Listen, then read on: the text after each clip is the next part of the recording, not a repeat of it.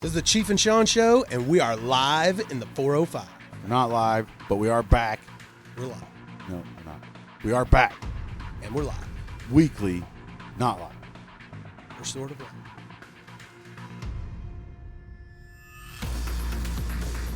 Okay, to everyone listening, or, the people who are listening. the few that listen, here's the deal. Speed Society is going to be hosting all of these podcasts. You're going to be seeing a ton from these guys. How big are they, Shawn? It's the biggest automotive website in the world, and, they got a lot of cool shit.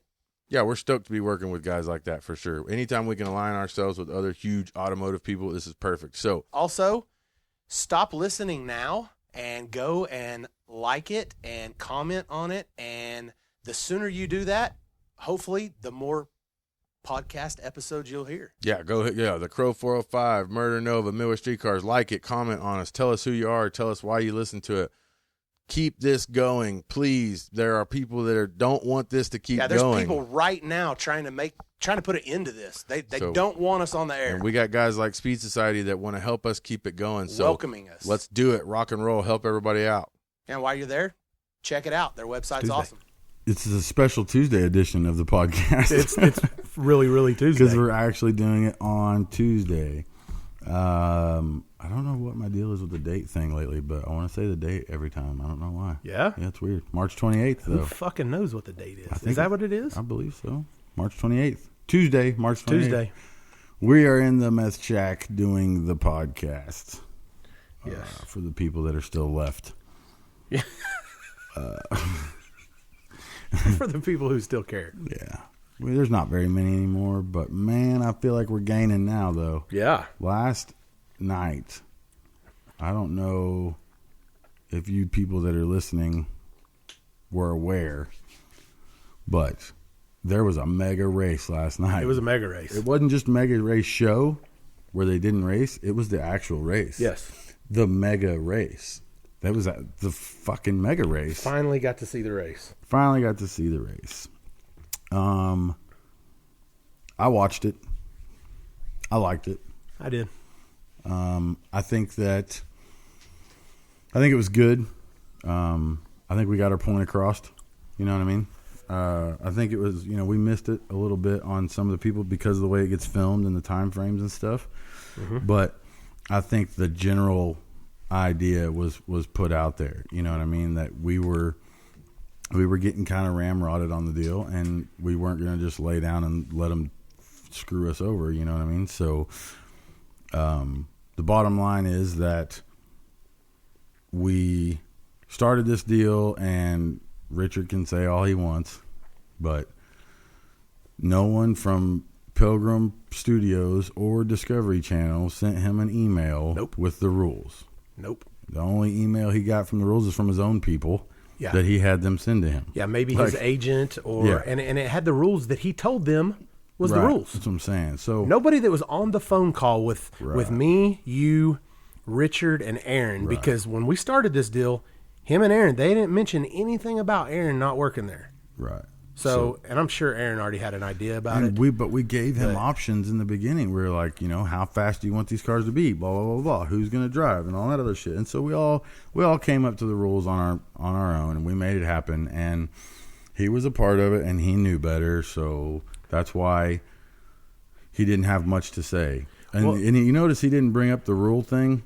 You notice he didn't argue the rule thing with us any. No. The only time he even talks about the rules is when we're not around. Well, yeah, he came up with that letter afterwards. Well, not just that, but like in the shop when he's talking on camera about the rules, he never says that when he's with us. When we were arguing about it on the road, he just said, "I'm not driving it." Yep. But he never said that.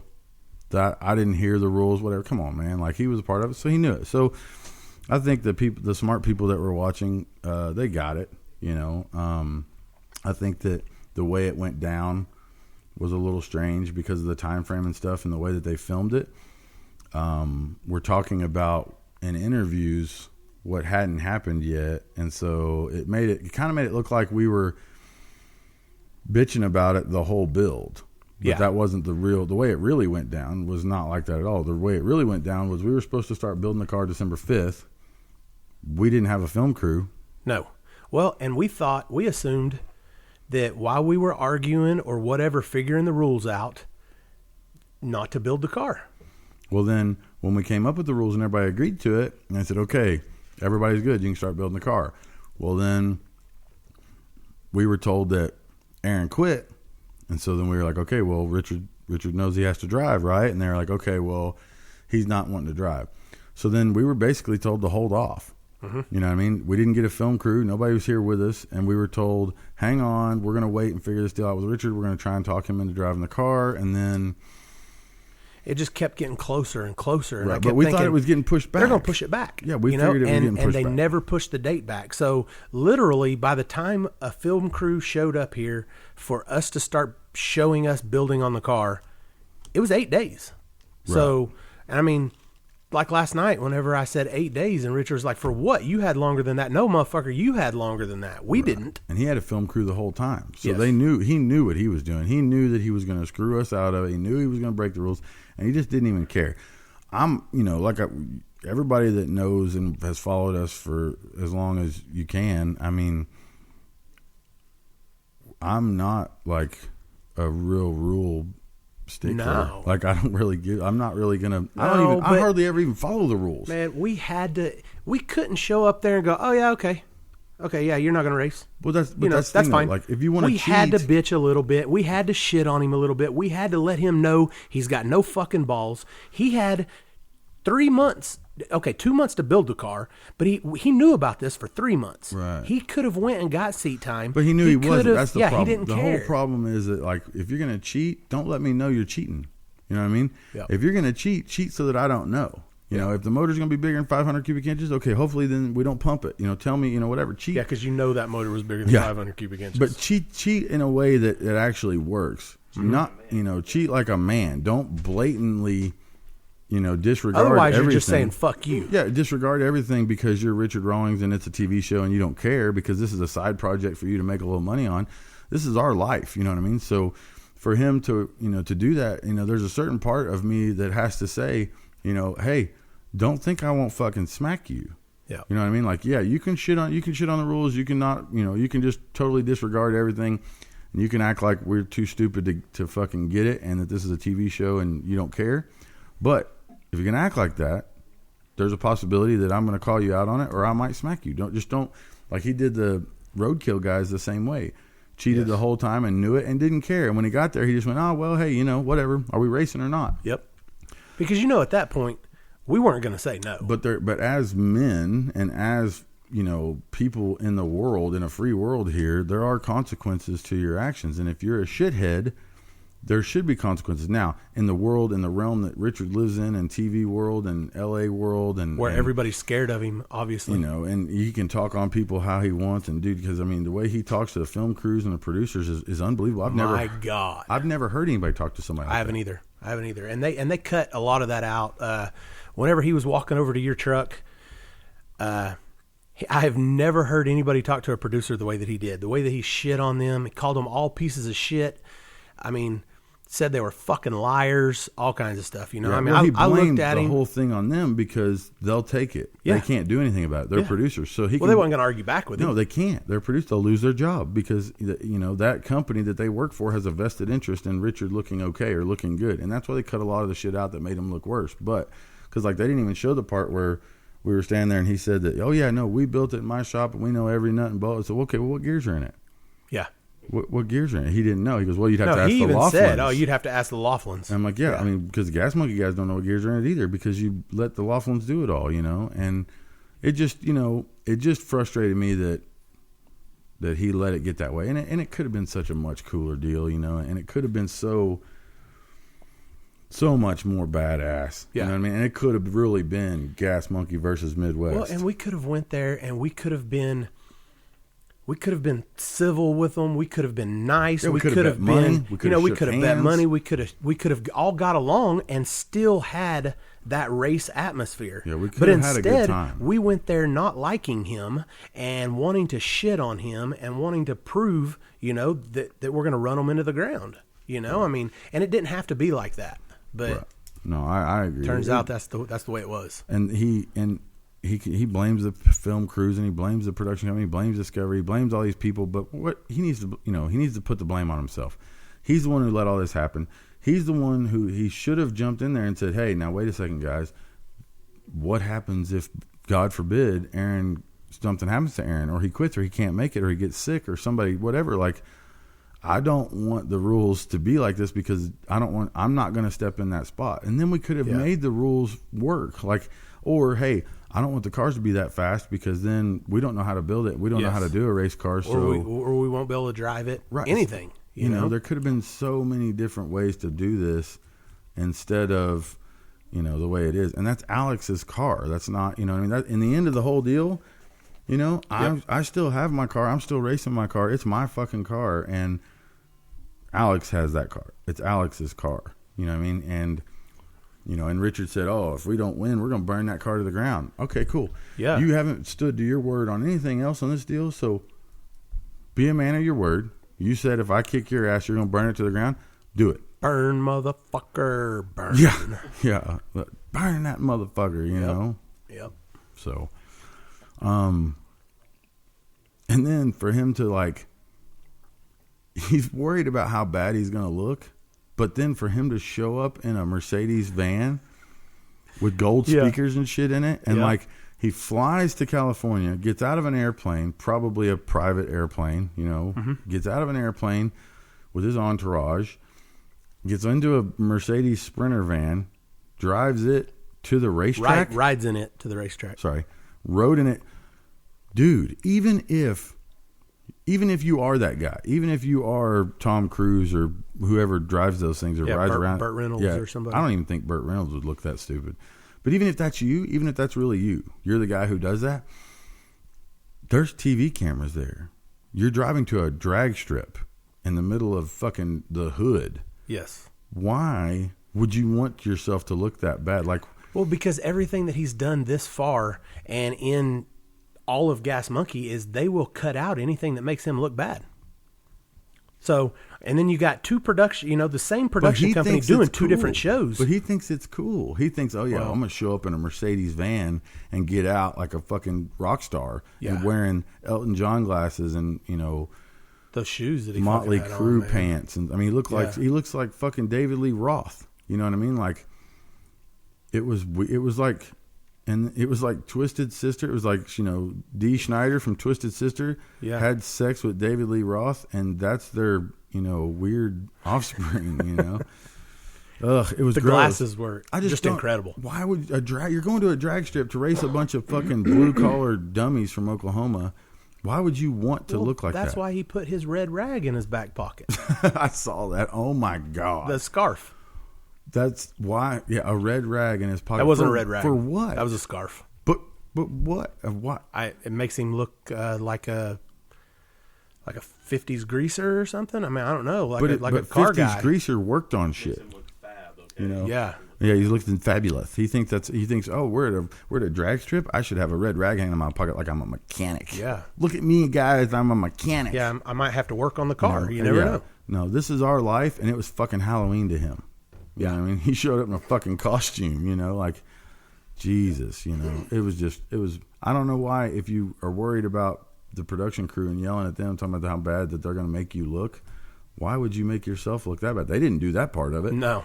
They didn't make you show up in a semi-truck. Well, in my opinion, the production company can't make you look bad. You make yourself look bad. Now, they can move things around and kind of change. They can manipulate a little bit. But as far as you as a person, the TV cameras are like steroids. Yep. Makes you a bigger asshole if you're an asshole. If you're an asshole before, you're going to be a bigger asshole, stronger asshole, faster asshole. You know what I mean? Yes. And just like on TV. More reasons to be an asshole. Those cameras are just going to multiply your own personality. So that's who he really is. And people are finding out who he really is now because this isn't a show that goes back and gets edited by his normal people. Like this is a show that was done by 2 or 3 different crews and a side project. So they weren't able to protect him as much as they normally do. No, and he wasn't, and he's like a director kind of his show. So he has final say of what goes in the show and what doesn't. Well, he didn't on this. So, of course, he looked stupid, but that's the way it really was. I mean, he doesn't know what a hole shot is. How do you own, and I say that in quotations, but own pro race teams, and you don't understand how drag racing works. Yeah, you have a pro stock team, and at one time you had a Top Fuel team, supposedly, and you work with cars all the time, and you've been to the drag strip. And on your show, I've seen him drag racing before, what I mean? And like, and you have car tattoos and stuff all over you. Well, and they explained it to him, and he didn't get it. Well, they tried. Poor Frankie Taylor. Poor Frankie, man. Poor Frankie Taylor. When Richard looked at the time slip and figured out that they had went faster than us, but didn't win, he was like, "Oh wait, there was a mistake. Look, we did win." He thought that there was a mistake. Yeah. He looked at the time. He's like, "Look, our time was faster." And Frankie's like, "Yeah, but that's just the time it took you to get down there. Like, you still had to race for it." He said, "I don't care about the time. I care about who gets to the finish line first." And Frankie just looked at him and goes, "Well, they left before we did." Yeah, he goes, "Yeah, but it doesn't matter who got to the finish line first." And he's like, "Well, since they left before us, they got there before us."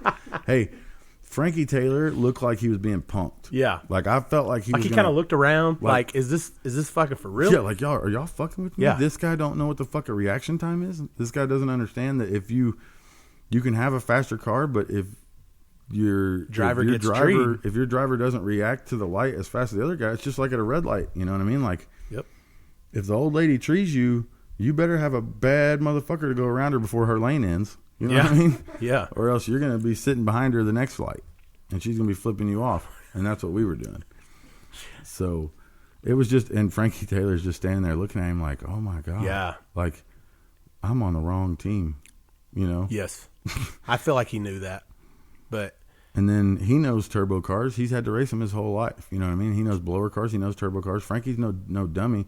When the car comes out of the trailer, Frankie's like, "That's badass." Yeah. And then Richard says it can't be fast. Richard's Listen like, to "That how it thing can't sounds. be fast. Listen to it. It doesn't sound fast. It can't be fast. Listen how it sounds." Shoo. What the fuck does that mean? Shoo. What the fuck? How can you listen to a car like mine and say that it's not going to be fast just because? I've listened to some cars and said that fucking piece of shit isn't fast. Listen to it, but there's nothing about the sound of your car that says it's not fast. Unless you're a total moron. Well, it's just not loud. Loud to a guy like Richard equals fast. Yeah, but Jose Gonzalez's car isn't loud. No. And what is it? No. Jose Gonzalez's car is the fastest door car in the world. Yeah, that's irrelevant because they don't know who he is. But he should have done his homework on this. But he didn't. He didn't care. Like you said, this is a side project. Yeah, he has no passion. He didn't care about it. He's not passionate about anything. And it just sucks, man, because like we've said before, we really like the guys that work at Gas Monkey. They're all cool.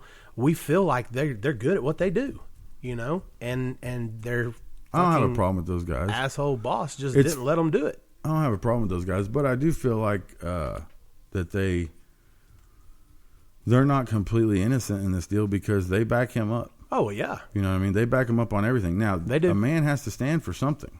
You know what I mean? And that's their paycheck. Yeah, but if you won't stand up for something just because of a paycheck, you ain't no better than the guy that's fucking stealing the money to pay you and lying about everything. You know what I mean? Like, as well as I do, man, I would, Monkey works here at the shop with us. We pay Monkey, one way or another. Yeah. We try to pay Monkey. But we don't want Monkey to stand there and say yes or follow or do everything we say is okay. If we're fucking up, we need Monkey to say, "Hey man, I don't agree with that." You know what I mean? Because we need Monkey to respect us. Yeah, but we're totally different than Richard. He wants employees who are going to do whatever he says and agree with everything he says and think he's the coolest motherfucker ever and think he's smart and think he knows what he's doing. Yeah. And I'm not going to take anything away from him because he's a businessman. He said it right there. Motherfucker's got a lot of money. I guess. I don't know. I guess he does. The cool thing about us is we've never had any money. We're not going to have any money. We're not going to die with money. But I don't care. We weren't born with money. That's not that big of a deal. So, but we don't know how much. We don't know what money. We don't know how much money it is. As long as I can survive, I'm good. We can't look at something and know how much money it is. We just know it's more than ours. Yeah. You know what I mean? And like, there was a guy on Instagram that was shitting on me, and I read some of the comments last night because it was pretty comical. But one of the guys said, "Well, Chief, if you're so much better at everything than Richard, and you say that there's nothing out there that he can beat you at, and you're better than him at everything, why does he have more than you?" And I was like, he doesn't. Have more what? What does he have more of than me? I'd say debt. But I mean, even if he has more money than me, but that doesn't count to me. You know what I mean? Bracelets. He has more bracelets than I do. He has more zippers on his boots than I do. But that doesn't count. That doesn't count for anything to me. So in my opinion, he doesn't have anything more than me. You know what I mean? He has to walk up, and when he says something funny, he has to look around at everybody and say, laugh. You know what I mean? He has to have a fucking applause box walking around with him, you know? And those people fear him because they don't want to lose a paycheck. But in reality, you know, he ain't got nothing. And like I said, I'll trade my friends and the respect and the passion and the enthusiasm of my people. I'll trade all that for that trophy. You know what I mean? Like, fuck that. I'd rather have all that. You can keep that trophy. Yep. You know what I mean? Luckily, I got to keep all three. You know, luckily, I had to keep everything this time. But, like, it's not always going to be like it. If we race Richard again, we could race him 100 times, and he's going to whip our ass. Yeah. He's going to spend the right money with the right people. If you gave Frankie Taylor another day with that car, we wouldn't have had a fucking chance. You know what I mean? Like, they have the money to buy the parts, to buy the, and that's the thing. He doesn't even have to do it. All he has to do is find people that are better at it than me. And there are a lot of people out there that are better at it than me. Well, all that stuff that we say money can't buy, you know, passion, determination, you know, heart, all that stuff. I mean, if you got enough money, you don't need those things. Well, you need those things to be happy. Yeah, but you don't need them things to win that race that we raced in California. Not that one. You know what I mean? That's what I'm saying. But what's cool about it is that we won. This time, we win. This time, I win. I win this time. I win. So it worked. That's why it was so magical, and that's why it was so special. Yeah, and that's the reason we were so excited, you know, and we were pumped up. And, yeah, we wanted to, you know, shove it down his fucking throat, you know, and that's what I wanted to do the whole time I was there. I just can't believe. I mean, I watched their show. You know, Richard's a fucking asshole, man. Yeah. You know, I mean, I cannot believe somebody would act the way that he did. What we saw of him, and the production company acted like it was no big deal, you know, and they were like, oh, well, it's normal to them, you know, for him to act that way and to cuss at them and bitch about stuff. And man, he's this big diva. Yeah, you know, I have my problems with the production crew on a regular basis. Everybody knows that. Yeah, you know, I go round and round with producers, but I would never talk to anyone the way that he talks to those people. You know what I mean? Like, because they're still humans, you know. And guess what? You're not gonna have any passion or any enthusiasm or anything extra out of those people because you shit on them the whole time. They're only gonna do exactly what they have to do. Yep. And maybe that's why our show is special. Maybe that's why our show is doing better in the ratings than them. Maybe that's why our show is magic, is because we are real and we respect people and we treat people a certain way. Well, and we care about it. And we care. You know? Yeah, I don't want the fucking those producers are going to do what they do. They're going to do their job. And our passion and all that stuff won't allow them to fuck that up. It shows through. You know what I mean? And the cool thing is a lot of the guys that work with us have been here for years. Mm-hmm. You know what I mean? And they're passionate about this whole thing because they've lived it. They're you know, whoever that chick was that lived with the monkeys. You know what I mean? That's who they are. Like the Great Escape movie, the movie with all the monkeys. What was that chick, Susan Sarandon? No. The chick from Aliens. Whatever. Sigourney Weaver. Sigourney Weaver. She went and lived with those monkeys, with the apes, for 2 years or whatever. And then she respected the apes. She respected the way that they do things, and she respected the way that that's their religion, you know. And you know, so she did her research differently than everybody else has because she lived with them and she understood it. Like, that's the way a lot of our film crew guys are. Like, dude, we were out there the night and fucking one of the guys, they were asking the question, what's the greatest day of your life? You know what I mean? And one of the production assistants, who literally his job is most of the time to go and get shit and fix things and put things where they're supposed to be and make sure the GoPros are where they're supposed to be, shit like that. And he said the greatest day of his life was getting this job on Street Outlaws. Yep. Because it's a real show with real people, and you don't hate your life every day. Yeah, and he has fun every day at work. Yeah. Like, that means something. That's cool as fuck. You know what I mean? Yep. But, and those Gas Monkey guys, you know, like I'm saying, they're not totally innocent because they're on the starting line when I'm making my test hits, and they're laughing and shitting on us and pointing fingers and all that stuff, you know, and like that wasn't our gig. We were there to test, you know what I mean? And so now, of course, once we seen that they were going to follow us up to the starting line and make fun of our hits and everything, well then of course that's your gig. So you went up there, and you did the same shit. I did. And it's funny because everybody wants to know why me and you are such good friends all the time and shit like that. How come we don't fight all the time and shit? We're the fucking same, dude. When it shows that Dennis guy, Richard's rich buddy, probably boyfriend, you know, secret lover, whatever. Yeah. When it shows him and it shows those guys and they're all talking and laughing and, you know, and like, I don't know, they got fake tans and like fake teeth and like they look like they're, you know, ex-Rolling Stones wannabes or whatever, you know? Yeah, like they should be at a country club instead of out there on the starting line with us.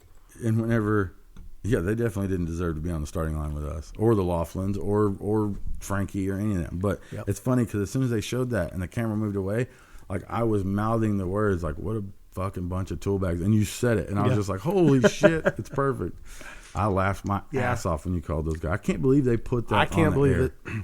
I can't believe they did either. You know, I mean, I said a couple of things that I couldn't believe that they put in, you know, and it's not like I said that in a crowd of people really loud. No, you said it to you and your guys. I said it to us, you know. Yeah. And that's fine. I'm cool with that. Because I told Richard he was a fucking prick, you know. Yeah, you own it for sure. You know what I mean? I have no problem with them saying that. Hell, I said it. I own, you know, 99% of the shit that comes out of my mouth. I'll own it. Yeah, but it was just funny because it was funny because it shows them giggling and laughing and I go, what a bunch of tool bags, dude. So great. It was so perfect. The producer, and I think that a lot of that is because some of those people that worked on this show know us and know that we're real and have passion and have been here and lived with us and fucking, you know, been around this shit enough that they know how we are, and so they left those things in or added those things that let us be who we are. It could have been terrible. Can you imagine if it would have been like one of those biker build-off shows that they've done before where everything's fake and produced and scripts and we don't get to be ourselves? Like, they could have cut all that out. They could have just made it us versus them in a race-off. You know what I mean? And they could have cut all that shit out. And, dude, it would have been terrible. So at least we got to be us a little bit. Well, they did cut out a little bit, though. You know, like some of the parts where Richard said he knew everything about the car and that he knew every nut and bolt on it, and you asked him what rear gear it had in it. Yeah. He has no fucking clue. But, you know, and he even said, though, he said it, but I don't know why they cut that part out. He's like, oh, well, you'd have to ask the Laughlins about that. Well, they cut it out because they have a vested interest in Richard after this. After Mega Race, they can't make him look as stupid him as what he was. They can't bury him because if they bury him, they lose money. They're in this deal for money, and in the end, it's a money thing, right? Mm-hmm. They're using us, dumb, naive, idiot street racers. They're using us to make enough money to buy them an airplane. You know what I mean? And we're just dumb enough to go along with it because...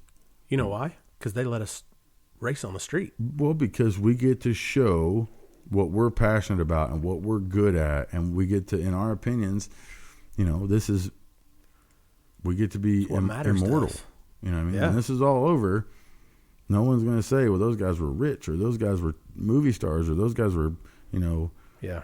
They're going to say, you put those guys on a sketchy road in the middle of the night and those guys were heroes. They're legends. That's all we give a shit about. That's all we've ever given a shit about. Yep. So, you know, the whole staging thing, like, it's funny, while those guys, if they, like I've always said, if people would concern themselves with what they're doing as much as they worry about what other people are doing, they would be better at it. Mm-hmm. You know what I mean? So, to give you an example, those guys on the starting line watching us make a hit, but they're not actually paying attention to what we're doing. No. They're laughing and cutting up and joking and talking shit about us for the cameras, right? Yeah. Now, fast forward to us. We actually watch. Even if we are cutting up, even if we are talking shit, we watch what they're doing. Well, so they had a right golf up cart. until I saw them make that 550 pass, I was doing homework. Of course. I was watching how they were staging. I was watching, you know, everything that they do, you know. Yeah, and then I because saw the that's 550 pass. That's And, part of your job on my Yeah. team is to be able to come and tell me how they race. Yep. While I'm tuning on the car, working on the car, whatever. Part of your job on the team is to do recon. So we talked about it. Go find out how he's staging. Yep. So you walk. So they got a golf cart up there, and I told them I don't bump in. yep. I even told them that I don't bump in. No. I stage like everybody else. I stage like a man. I go up there with some brake pressure. I roll in just like everybody else. You ain't gonna have to wait on me. But still, yet they didn't. They knew it was a turbo car, so they just assumed that, well, every other turbo car that we've raced does this, or every whatever. So they got a golf cart up there staging with him, Yes. so that he can practice staging against a turbo car. Because in Yes. pro stock there are no turbo cars. Well, but they told him he will pull in, light the top one, and then he'll build boosts, and then light So the his- second one. So his plan was to get into we watched him do it over and over again in testing. You could tell that his plan was to get into the top beam first, top bulb first. Yep. Wait And on then me you to come into the top bulb. one. Then roll into the second one. While you're building boost. Wait on me to build boost, and then I'm going to bump into the second one, and he'll be ready And to he'll go. be ready. Okay, so that was their plan, and they were doing it with the golf cart. They were even flickering the bulb with the golf cart to make sure he was aware of what's going on. And we're watching that, or, you guys are watching that and shit, and you're telling me about it. I'm like, well, that's stupid. They're not going to have any idea what to do then when I go up there and fucking light And that you- bulb like a man. Yeah, and you go in and you light your second bulb before he does. That's what I told Monkey. Well, then he has no clue. Monkey was like, because sometimes we have a plan. Get me into the top beam first. Get me into the top beam, whatever, so I can build boost or whatever I got to do. Well, our plan this time was Monkey's like, what do you want to do? And I was like, I don't care. I don't care if I get to the top beam first or not. I'm getting to the second bulb before he does. I will beat him to the second bulb. My shit goes up on boost so fast, and I don't bump in. I fucking foot brake. So you watch. I'm going to get to that second beam first. And, dude, that fucked him smooth. It threw his whole up game off. because he was waiting on, he lights the top one, I light the top one. He lights the second one, he waits on me to build boost, I light the second one, then he's ready to go, sitting there, done, right? That was his That plan. light happened way faster than what he was anticipating. Well, he lights the first one, and then I light the first one, roll right into the second one, and wait on him. He was all fucked up. Yep. So I treed the fuck out of his ass you that time.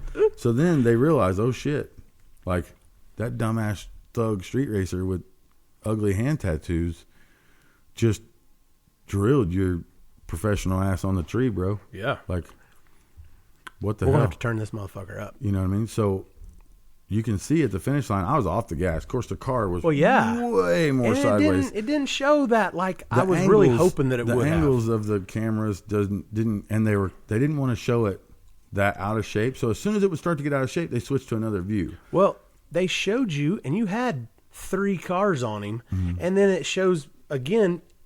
Your momentum would have took you through that. You know what I mean? Yeah. But then it shows at the end, you beat him by like half a car or something. Yeah, because you were off the gas. Right. Well, they don't want it to look like, because if everybody can see that my car's way out of shape, but I still beat them, then the second race isn't going to be as exciting, because they know Chief's car is stupid fucking fast. Yeah, but they knew it. So That's why they went over. They knew it. That's what I'm saying. Frankie knew it because they went over and they changed pulleys on the blower. Yeah, you can see They them when they're turned that talking about- motherfucker. They said, "Oh shit, we don't got enough." And I'm telling you right now, that pass that they made, I was impressed because I had watched them make passes earlier that day, and turns out them motherfuckers were sandbagging us. Who knows? I'm not 100% sure if they're sandbagging, but I But that's guarantee you they didn't make a 4-second pass the first couple of passes that I watched. That's the definition of sandbagging. Whether they were intentionally doing it or whether they were planning it as much as they thought they were, whatever. Bottom line is, they didn't make a fast lick until first round. Me, and then that car it went rolled out straight down the racetrack and goes. and it never 430s picked the tires. It never set the tires down. at 177. Yeah, no, it had some power. Front end was up in the air, the whole deal. So if that's what was so great about it and so special to me about this, and what makes me love our team and everybody that went with us to California and everybody that helped us on the build, that's what makes me love everybody, because everybody did their job. You know what I mean? Mm-hmm. Yeah, the car was ugly. Yeah, it didn't have paint. None of the roll cage was painted, whatever. That motherfucker ain't ugly. But Monkey cut the body off that car in our shop and welded it back on. Because it was crooked. Yeah. Monkey had to cut everything out of the back of the car that was crooked. You know what I mean? And so Monkey did his job. you know, you did the brakes, you were doing the front suspension, stuff like that. Like, you did your job. You got Yeah, the it front was. end. Well, I mean, you know, you did plenty, and you did your job. You know what I mean? Sometimes the job is just to go get Diet Pepsis for Lutz or whatever. You know what I mean? But still, yet everybody did their job up until the starting line. So it makes me so proud of all of us that the first race was won on a hole shot. Yeah. Because that You wasn't going to be the one to not do your job. that means so I know. much to me, because you know how bad it would have sucked that we'd have lost that first round and got stuck in that shitty lane again just because I didn't do my job on the tree. Like, he went like an 080 or something. That's in terrible light for what I would consider anyway. I'd consider it a damn good light. So, so like me going to 016 or whatever the fuck it was, like, that made the difference in the race. That gave me the room to where when the car got shitty out there on the bump and was all over the place, I could pedal it and let off, coast to the finish line, only do 150 mile an hour or whatever, and still win by half a car. Like, that was because I treated him. That was because you guys told me how he was staging, how he was practicing. It all came together. It was, dude, it was fucking, I just can't get over how fucking, even like talking about it. It gives me chills. Nobody wanted it as much as what we did. It gives me chills because all we wanted to do was show them that we could race car. Yeah. And that we could, no matter how much money you have, no matter how big your semi truck is, no matter how many plane tickets you bought, we can race car.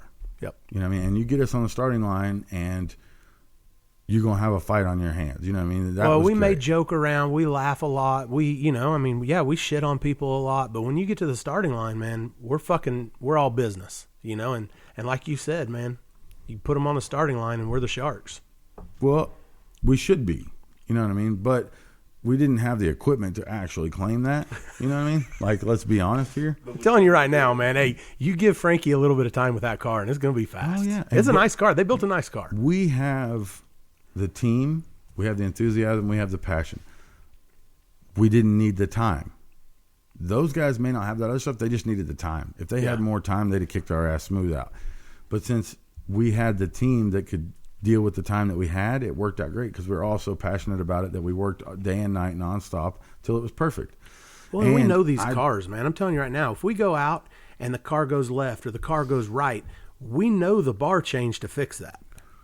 You know, I mean, we know these Well, cars. fix it enough that it'll go down. Fix it too. enough. Yeah, it may not be perfect. We can't do like they did and fucking make it go straight down the racetrack 430 That is the first motherfucker was race. straight. God damn, it was nice. Wheels up and just straight. So I don't know then- how with them fucking wheelie bars they had. So the funny thing is that, like, we go up there, we watch their staging. I kick their ass on the tree. We win the first one on a hole shot. Richard has no idea what that means. Frankie's trying to explain it to him. And at some point, it had to sit in.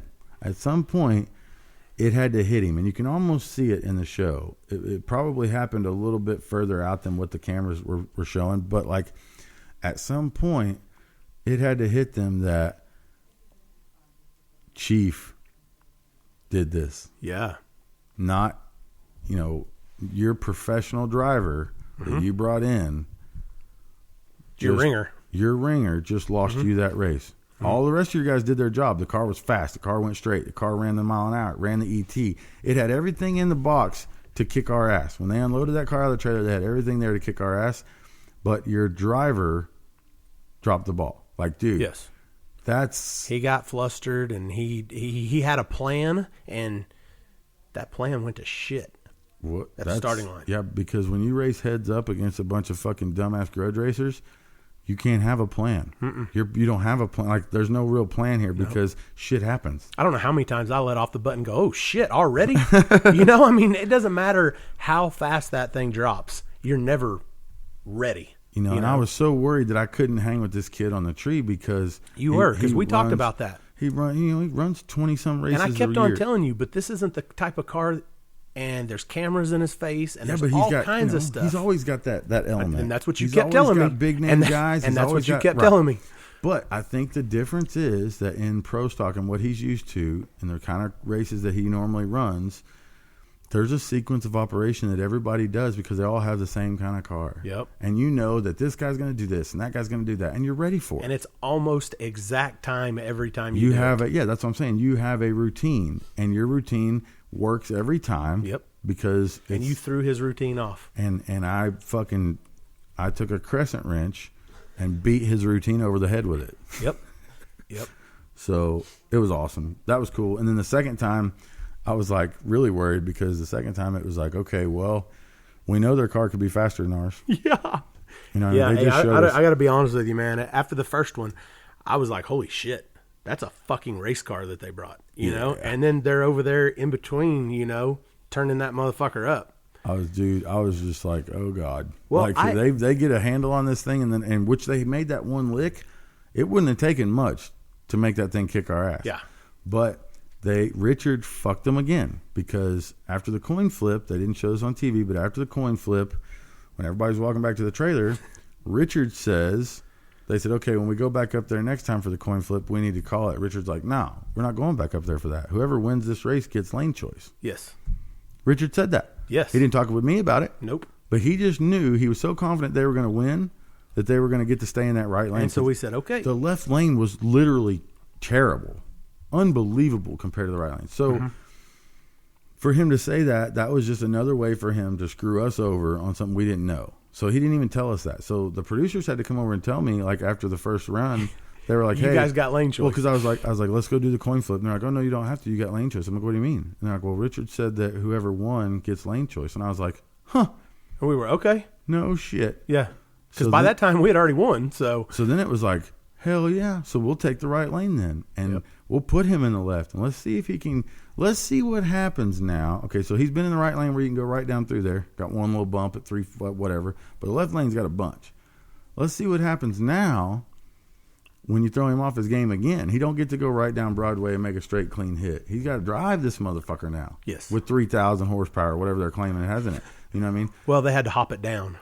So yeah. we're not sure how much it has now. Again, you know, sometimes you got to hop it down. But then they hopped it up. But then they hopped it with back that up. Blower Once they change. saw how hopped up ours was. Fully. Yeah, they seen how hopped up your car was, and Frankie was like, "Man, gonna have to hop it up." That was what's so great is that, you know, he goes up there, he gets beat on a tree, but the car did its job. So then they turn the car up a little bit, thinking they can't run with us. Yeah. So all you got to do is go up there and do your thing. Because Frankie ain't no dummy. He saw you get out of it at 400 feet. Right. I showed him the time slip. Yeah. Frankie come over, I showed him the time slip. Yeah. I'm like, here you go. It's 434 at 150 whatever. Like, yeah. we all know my car will do 190. You know what I mean? So there, I was way out of the gas, and he's like, God damn, that thing's fast. I was like, hell yeah, it is. So they knew. They really didn't have any other option. They could go A to B like they did the first pass over in the shit lane, even if they went A to B. They knew that their car didn't have enough. So they had no other option but to turn it up. But it had more than ours. You know what I mean? They knew that they had to turn it up, I agree, but they also knew that all they had to do is go up there and Alex do his fucking job and he could beat me. You know what I mean? Like, they knew that. Well, not if you made a full hit. Well, there you go. But then the next run, you know, we go up there and I'm thinking, all right, we don't have enough. Like, I can't turn my car up. My team made a decision. You know me. When I get one win under me, I KC it back. I'm Happy Gilmore. I go up there and swing at that fucking thing. I crow hop 3 or 4 times before I take a swing at it. I want to light the fucking scoreboard on fire. I wanted to run 399 on that second lick and just fucking because we told them, shove it down you know, their whenever throat. we did this, we said, Richard, do you realize that with the rules right now, we could run 3s with this deal, you know? So it would have been nice to run a 3 on that pass, but and the car is capable of it. We know, you know, and we've made passes since then that's shown us that the 3 is no big deal. Obviously, not as anywhere near as big a deal as it was in the Pro Mod. Now it's easy to run 3s, but that damn thing, I go up there and we all made the decision not to turn it up a whole bunch, just try and make another clean hit to the finish line, because if we know if it goes all the way to the finish line, it's going to run teams. It would have went or an O, possibly an O. Right. So, because it went like 102, 262 or some shit. Like, it would have went 4 O's, no problem. Yeah. So, what's fucked up is that we we calm it down in the middle a little bit so it don't go all crazy, and we just make it to where we know we can go straight, make a clean hit, and then I do my job as a driver. Well, going up there, I'm thinking, even if I do my fucking job, that car could fucking bust my ass. Like, they got one lick on it now that's fast, and I know they got some shit in it. So it was like, now we got to see what Alex can do when the car's out of shape. He's going over them bumps and shit in the left lane. And we got to see what he can do when a car that he's only made 3 or 4 hits in, and he's already crashed once. Yeah. Let's see what he can do when it starts getting jiggy with it. You know what I mean? Is he going to be? He's going to lift. Yeah. And so I kind of we knew that. I kind of felt that way. Yeah, we knew he would lift. So I decided, well, I know one thing. He knows what I'm going to do. He knows how I stage now. So yeah, you're not going to catch him off guard again. Well, I shouldn't. But I got one more option. Until the tree dropped. But I got one more option. I can still fuck him up on the tree. Obviously, it's easy to fuck him up on the tree because it worked the first time. So I can still fuck him all up. So this time I went up there, lit the first one, and then went fucking deep on him and turned the fucking first one off. And, dude, I guarantee you, when that first bulb turned off, he looked over to see what the hell happened. And then the light went green. Yep. And I treat him again. Yep. Boom! Nailed his fucking ass on the tree again. So, like, that's maybe the stuff that stuff don't really go on in pro stock like it does at Denton on a Saturday night. I don't think it does, man. You know, I'll tell you what, man. Dennis came up to me, you know, Richard's buddy, like in between, right before the first race, and he was like, "So you don't want to do any side bet or anything?" And I was like, "Man, I'd fucking love to, but man, it's my fault. I don't know what I was thinking, man, but." You know, I waited a couple of days. There was no sense. I flew out, you know. I didn't have to drive the car out there, you know. So I flew out, and my fucking dumb ass, dude, I didn't take no money with me. Like, I don't understand what I was thinking, but normally I'd have at least $5,000 on me. Well, if you were thinking anything like what I was thinking, you were thinking, well, there's no money left because we spent it in these last 8 days on the car. And maybe that's why I didn't take any. You know, because I thought if I take this, I'll spend it. I don't know, but I told Dennis, I was like, man, all I can fucking, I mean, how much do you want to bet for? And he was like, $5,000, you know? And I was like, dude, I wish I could, man. All I can really tell you is I'm good for it. You know, I said, I'd love to bet you $10,000, you know? And he goes, oh, I can do $10,000. And I go, but that's the problem, man, is I don't have the cash on me, you know? And he wouldn't do it. Which I don't blame the dude. But I didn't have the money. We don't ever take cash to the track. No, but I did tell him, I was like, man, hey, I'm good for it. Yeah. You know what I mean? What am I going to do? I'll write you a piece of paper that says, hey, I don't have no money on me, but if you talk to these people right here, they'll give you $10,000. That, sir, is an IOU, and that's better than money. That's better than money. Every dollar is accounted for. I wanted to bet money so bad, but then after that first race, I was going, whew. But dude, we go to the racetrack. We don't really bet unless it's like I said, unless it's a garage race or something. We don't bet a whole lot of money at the racetrack. Now, if we go to a street race, we got plenty of money on us at a street race. But and if you don't, you turn around and you go, hey man, let me get $5,000. Yeah, you know, or let me get a couple grand. There let me was get none of our people there. It was just us, and everybody that was there spent all their money on the car. Well, we're the two guys that people look at and say, let me get a couple grand, you know, because they know that we'll take anything that we got laying at the house or, you know, stashed away, you know, because we're going to bet on it. Yeah, it was wild for sure. It sucks. I really did want to make some money on that deal, but it's funny. They kept it all in the interview, too. In the interview, they said, okay, what we want you to say here is this is after the second race. You've beat them. You know, you beat them in 2. It's not going to a third race. You win. So what we want you to say, though, is in the middle of the race, you know, we need you to say that, yeah, the car was going. I knew it was the second race, so I wanted to end it there. So I just leaned in and gave it all it had to the finish line. And I was like, what the fuck are you talking about? Like, God damn it. Have Richard say that dumb shit. I'm not saying, like, what are you talking about? That's not drag racing. Into the finish line. How do you lean into something? Like, you can't move in your car. No, now before the pass, you can lean on it. Yeah. You take a laptop and lean on it and put some fucking shit in it. Or you can, I don't really know what you can do that has anything to do with that. You know, but they're talking about, well, like when runners are racing in a big race in the Olympics, at the very finish line, right at the end there, if it's neck and neck, they can lean out and try and grab. But that you can't win. Control your car the way that they can control their bodies. Well, I don't. So I'm not a transformer. Yeah, no, I mean, what are you gonna do? So I was like, yeah, I'm not saying that dumb shit. And they're like, well, then just say like halfway through the race, you realize that that you could end this right here, and so you just shoved your foot all the way through the floor. And I was like, that would imply that I'm not on the gas the whole way. You weren't trying. Like, what the fuck? You know what I mean? Like, you think I want to go to a third race? I don't even know if the car's going to start, you know? And so I was like, I'm not saying that shit. And then finally the producer was like, well, then just say whatever you want then, and we'll move on. I said, all right, cool. I'll tell you what the way it really went down. I let off the brake, treat his ass. By the time my shit hit second gear, he hit the bump, got a little crooked, pissed his fucking pants, and let off. Hey, and they put it in the show. I couldn't believe they put that in the show. Yeah. Like, I could not believe it.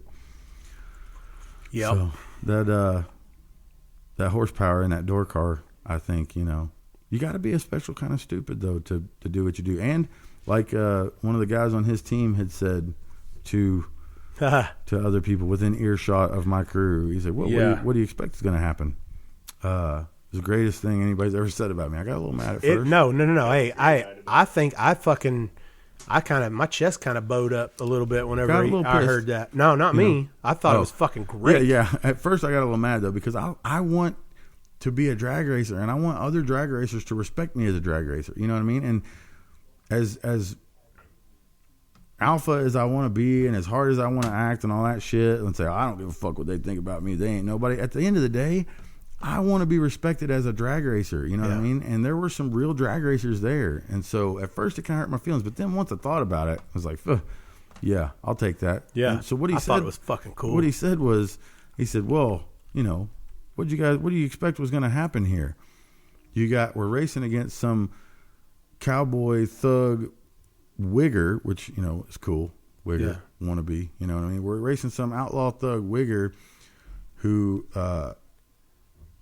doesn't care about crashing his own ugly ass car or coming into his own ugly ass piece of shit, or coming into our lane and tearing up other people's nice race cars, and doesn't know how to lift when he should. You know, what'd you expect was going to happen? Yeah. And it's like, damn. Yeah. Yeah, because he was talking about how they didn't have enough time. They didn't have enough seat time in that car to get it lined out. Yeah. Well, neither did we. No, you had more than we did. Y'all went to the Motorplex in Texas for a whole episode and tested that fucking car. You know what I mean? So don't act like. I mean, you had so much test time on it that when you got there, you had to put new tires on it. It had Mickey Thompson's on it in California, and when they were testing it in Texas, it had Hoosiers on it.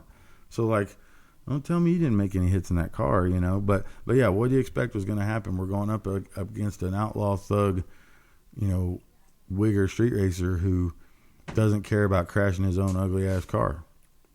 And at first I was like, man, that's kind of fucked up. I know when to lift. Yeah. Like, you know, my shit was maybe out of shape a few times, but I was in my lane. Yep. That's why they give you a lane.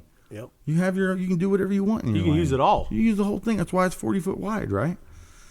So as soon as his car got a little out of shape, he dumped out of it. And of course, that's what he's supposed to do. You don't want to tear up the fucking car or whatever. But not me. I want to win. But that's why me and you will probably never be professional drivers for another person. The only way anyone's ever going to let us drive their race cars if it's us. Yeah. Because I don't know that anybody wants to win as bad as we do, and we will sacrifice the car and your money, and we'll flip it over the wall and land on your truck and trailer. And then we'll go, oh man, I thought I had it. Man, hey, shit happens fast. Shit happens fucking fast. I didn't even have time to react. Sorry about all that. Hey, look, man, sorry. Man, what can we do here? Is that your truck? Did I hit your truck? Holy crap, man. That's crazy. Can you? So, I mean, we got a replacement car? Yeah, like so, but we're going to make the next race, though, right? You know, like that's who we are, you know. Look, I know we probably can't make next round, but I won that deal. Yeah. The win light will come on or no? Yeah, I mean, did I win? Yeah. What lane did I finish in? So, and because of that, like, because of our attitudes and the way that we acted out there, we were called bullies. Bullies. You guys are a bunch of bullies. I thought he was going to cry. Why are you picking on us? Really? In my fucking wore-out truck and trailer with my wore-out fucking car and all the borrowed-ass parts on it? How the fuck are we bullies? When you show up, I mean, we didn't even have walkie-talkies. They had headsets to talk to the driver. Well, they're a professional team, so they got all that stuff. And we're bullies. Bullies. I mean, if they'd have beat us, how do we bully on them though? I mean, I don't feel like I talk a little bit of shit. You know, I say some shit that I feel like it needs to be said. But in my otherwise, opinion, I wouldn't say it. That's not in my opinion. A bully is someone who comes in exerting their force on you because Yeah. you don't have it. You know We what I mean? didn't do Like, none of that. like they're bigger or stronger or smarter than you. You know what I mean? Like, dude, we didn't have the shit to bully anybody. How can we bully somebody? I mean, we were looking special as fuck out there. Yeah, I think it's fucking funny the way that he kept on saying, "This is what they do. This is what they race." What does So Laughlin does do? the Laughlins. I mean, That's what Frankie Taylor lives yeah, for. exactly. Alex Laughlin races every weekend of Yes. his life. What do you mean this is what Yeah, they do? in front of crowds of people. You know, I mean, Jeez. at least a couple 200-300, Yeah. whatever shows up at them NHRA events. I see what you did there. Nice. Well, it was good. I'm glad it's over, though. Yeah, I had a good We time. won, and you can bet your ass if we ever race them again, they will not get another chance at me at the racetrack until they come out on the street, and we do take all their money. Yes, And I don't care who bets on it. that won't happen. Well, of course not. It's not Richard's car anyway. It's Alex's car. Yep, He can't street race. he would get in trouble. It's frowned upon. Yeah, he would get in trouble. Don't do it, Alex. the NHRA is watching. Is watching. Oh, God. Bullies. You bunch of bullies. I couldn't believe he called us bullies. How about Lutz shitting on Kamikaze's car? Oh God. So many good things. I don't know. I don't know what he was really getting at there. So many good things in that episode. I mean, I did say if my car sounded like that, I would lift thinking that the motor was hurt because it was forever. It was Like, laboring. they let off and it's just down through there, and I was like, "Holy shit, lift!" And he didn't. No, he's in He there. just stayed He's in it. there. Yeah, he just stayed in it. Like I don't know. Maybe it was the fastest pass he ever made. But then they're all jumping up and down and fucking yelling and woo and shit. And I'm like, they think that's good for them. I mean, For them. You're it such was, a prick. dude. It was literally That's one of the good for slowest Hims. fucking. Hims made a good pass.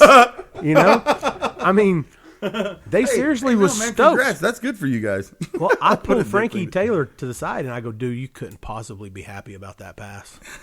You know? And he's like, yeah, man, it went. You don't know what it ran. I go, "It didn't run a fucking 4 anything." You know? I was like, "You can't, Frankie, you're not an idiot. You could not look at that car and possibly be happy with that." It's funny because last night when Frankie was trying to explain the whole shot to Richard, and he was just so like not aware that Richard didn't get it. Like Yeah. he was like, look, like he really thought he was fixing to get punked. He thought Ashton Kutcher was going to come out. Yep. And so he's like trying to explain it to him. And I was texting Larry Jeffers, who's one of Frankie's good friends from a long time ago. And I was texting Jeffers, and I was like, man, did you see Frankie trying to explain the whole shot to Richard and just the look on his face? And he goes, yeah, but that's because Frankie's never had a whole shot win before, so he didn't really understand it either. And I fucking died laughing. Yeah. But It was funny to see just the expressions on his face. all I know is you let Frankie Taylor get a hold of a blower car. It's going to be fast. Even Even on with the street. collectors. Even on the Even with street. collectors on Even it. even with collectors. I don't understand that whole deal. But I don't. Who puts bullhorns on a blower? Okay, whatever. But Load his car up for him, guys. yeah, that was pretty epic too. He said, and because Richard's looking at it like, yeah, let's fire it up. Like, why aren't we firing it up? Yeah. And they're like, yeah, we'll start later. And he's like, yeah, I hate to waste the fuel. You'll hear it soon enough. You know Yeah, what I mean? Like, hate to waste the fuel. Christ, dude, I That's felt about the like- time he said yours wasn't fast because it listened to it. Yeah, you can tell by listening to it, it ain't fast. Man, they did. How the fuck could he even hear it over all the fucking loudness of his outfit? I don't know. And And his- the jingling, Yeah. but they did catch some. And this chick flying around in a cape, she's wearing a cape. She's flying around the pits and shit. How could he even hear my fucking car? Oh man, I could say some stuff about that. I probably won't though. Let's not. No, I probably won't. Yeah, whatever. Moving on, I'll though. talk plenty of shit on Richard, but that's it. Moving on from the mega race, we are filming Street Outlaws. We are. That old pile of mine just gets faster and faster every fucking time we race it. Goddamn Murder Nova. How the hell is that possible? It doesn't make any sense. Phantom posted something up on Instagram the other day and was like, "You'll be hard pressed to find another car that's had as many wins on the street as this girl," and it just keeps on stacking them up. No, you there's know, no and doubt I was about like, "Yeah." I mean that I saw that and I was like, "Damn, man." There's no doubt about it. That car has a ridiculous amount of wins on the street. A ridiculous amount of wins on the street. It's and not just like bullshit wins, like real meaningful wins against real badass dudes. Like, I don't get it, but that car is showing us more and more every day, you know, and making us look stupid because the car's just like, see, Yeah. why didn't you try that last time? Yeah. You know what I mean, like you guys are the one fucking this deal up. I'm ready, you know. Like, the fuck are y'all waiting on, you dummies? But we got the new car. My new car's on the street. It's retarded. It is, yeah. It's insane, ridiculous, unbelievably fast. It's a different level of fast. It is. I mean, it's. There's nothing you can say. I don't know what to say. Honestly, they'd have been better off letting me race the Pro Mod. You know, The Pro Mod wasn't near as fast as Pro this Mod's car. not as. Isn't that weird? Isn't that weird? You take a 20-year-old. Yeah, I don't understand it. I mean, it's the same drivetrain. Take a 20-year-old steel car and it's faster than a brand new Pro Mod. I don't understand, but I love it. So It's insane. That's I all love that it. matters. It's I think I've only got right now. I've only made 6 hits on the street, but so far, like, it goes all the way to the finish line. It doesn't shake. It doesn't spin around in circles. It doesn't flip off the road. It fucking hauls ass. It goes every time. Like, yeah, it is a very, very, very fun car to have because it's back to like what it was when I had the old Crow. It's racing. You did it out of the trailer. You race it. You put it back in the trailer, and you fucking leave it. you don't see it again until next race night. Yes. And that's something I've never been able to do before. But the last 2-3 weeks, I haven't seen the car at all. Like, I load it up. Go win. I go win. I load it back up. I drive it here. It sits in the trailer all week. And I go, you know. That's what a hobby's supposed to be. I probably should at least charge the laptop, you know, but it's sitting in the trailer just dying right now.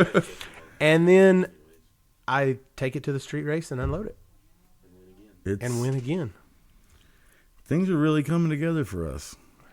I don't know what to do with all this time. It's a good thing I got 3 other vehicles that are just broke the fuck down all the time, you know, that I can. No, I can tell you what we do with our time. We buy shit to work on. Yes. And we work on that shit.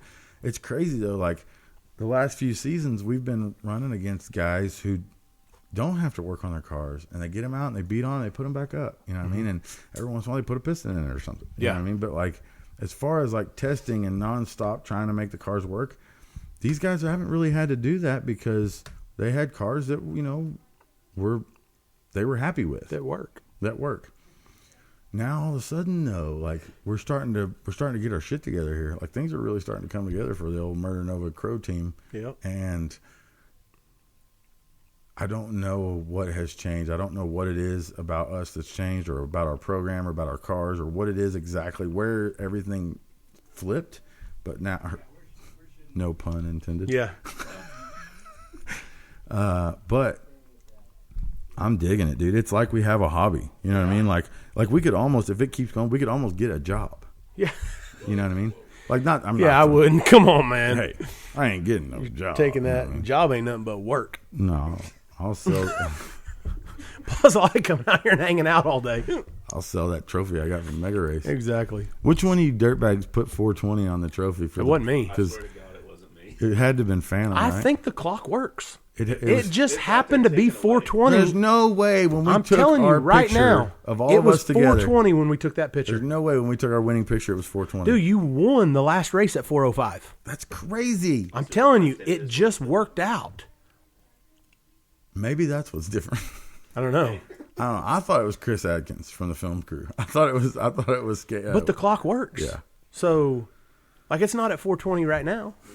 Is it? What time is it? When that dude went It's over 420 somewhere though. I mean, if It's almost 4. Oh well, but you know, I got. Damn, it's almost 4. That's cool. I'm gonna end this deal right on time. But anyway, That was just a coincidence. yeah. It's cool. We're way behind on the Street Outlaws thing. I think we got to film. No, hey, I took it at 4:21 p.m. He took the picture at 4:21, so the clock is right. 4:20. Yep. Unreal. Mm-hmm. Perfect timing. And of course, some people notice that shit. Yeah. I didn't. I'm notice just it. glad that 4:20 came after the race, or else my reaction times would not have been so well. Yeah. But I wouldn't have cared. No. I'd have been like, "Hey, man, you win Yeah, some, you whatever. lose some." Sorry, guys. Congrats. Sorry, guys. Congrats, Richard. Good job, Richard. You built a good car. We're way behind on Street Outlaws, so we're trying to get caught up on that.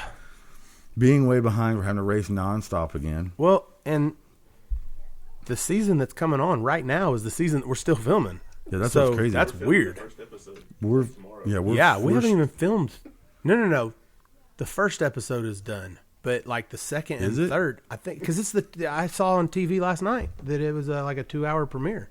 I don't know, man. Remember All I know- one of the hours? Second hour, Did you see the commercial of the stuff the footage? Uh-uh. Remember we did that deal here just recently on the clip show. Me and you did, and it talked about the Big Rob stuff, bringing back footage. Did you see any of that footage on the No. commercial? I did. Oh my God, What? we are was big. fucking blimps. Oh yeah. Hey, we were fat. No, hey, we were a and that fat. reminds you whenever you see it. We were depressed. You was wearing a hoodie and it was gray, and I was like, holy gray hoodie, shit, wow. he's got a gray hoodie. What Jesus. a bag. Yeah.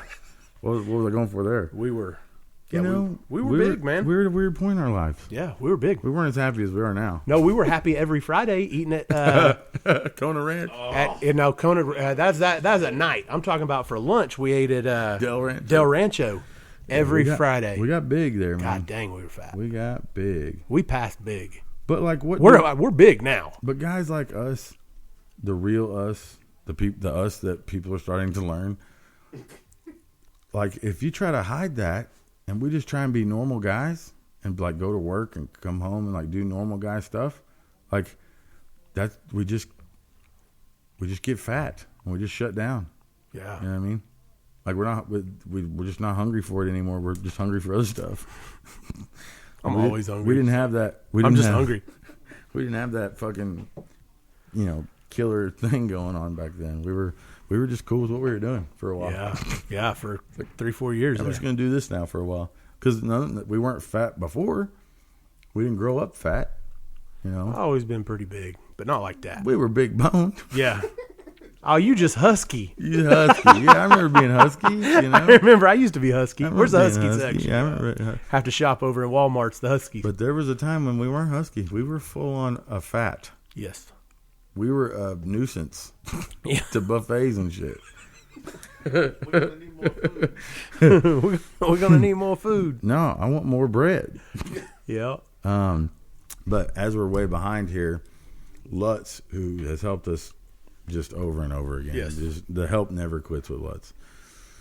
You can call Lutz anytime. He's going to haul ass to help you no matter what. Mm-hmm. And so Lutz calls, and he's like, hey, I'm going to Memphis, and I'm going to race on a drag radial. Choo. And we could not believe it. And I was like, what? Because, dude, he shit on us for a Bad. long time about the drag radio thing. He's like, drag radios are stupid, and you guys are queer. Yeah. Anybody That's- can go fast on a drag radio. Anybody go fast. That's not racing, and all this other stuff. That's, blah, blah, blah, blah, blah. Now,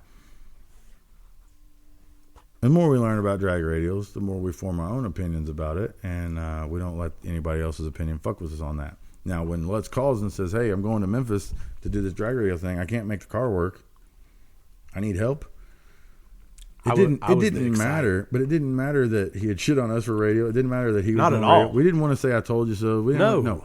All we did was we loaded up, we hauled ass, and we went to help him. And me and Monkey left at midnight.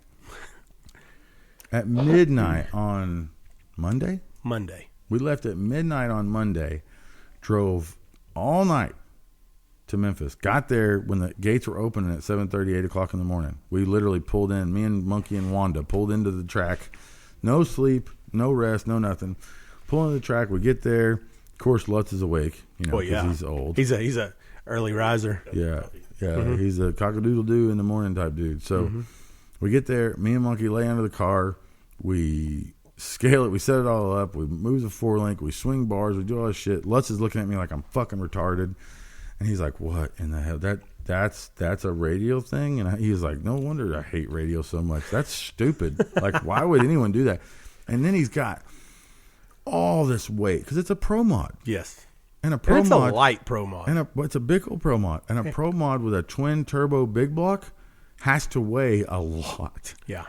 So he had to add like 400 or 500 pounds to this I think it was car. a little over 500. Dude, he had weight stacked in the rear of this car over the 4-link and shit that like it looked like trailer hitches welded together and shit. Like incredible how much weight. Every piece of open bar, he had weight.